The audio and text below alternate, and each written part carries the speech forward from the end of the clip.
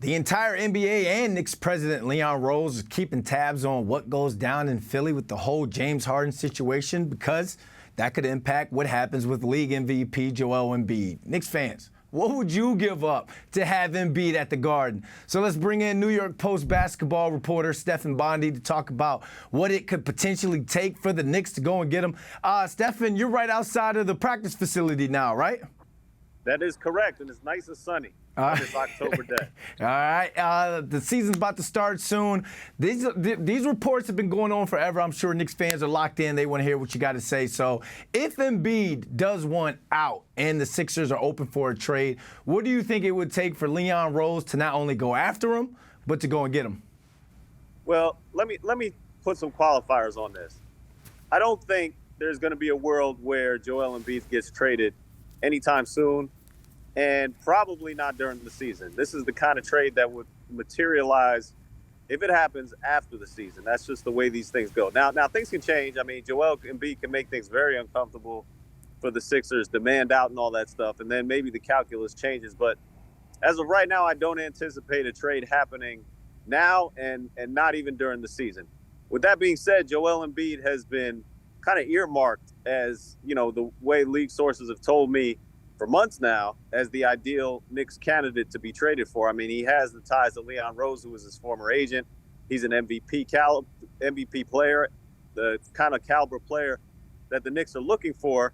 And, when you have somebody like Giannis Antetokounmpo just sign this massive extension, it just kind of puts some focus even more on Joel Embiid, who would become, the best player available if he does become available. So in terms of money and durability, if this trade does go down to at next offseason, you think that the juice is worth the squeeze? You think he's worth the trade? It's a good question. And, he has had these injury problems throughout his career. But the talent is just, it's remarkable. The guy can do anything, and he's 7 feet tall, and he's strong as heck. So I would, if I were the Knicks, I'd take the gamble just because of the caliber player that he is, and I understand that there's a lot of risks involved. But yeah, a player like that doesn't come around your franchise very often, and if you get a chance to pounce on that, I think you should. With that being said, we're not even getting to the point where how much the Knicks need to give up, because this is not a situation where they're going to be signing him in free agency and giving up no assets.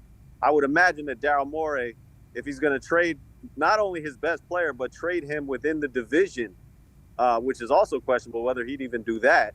But let's say he does, he's going to be asking for a whole lot.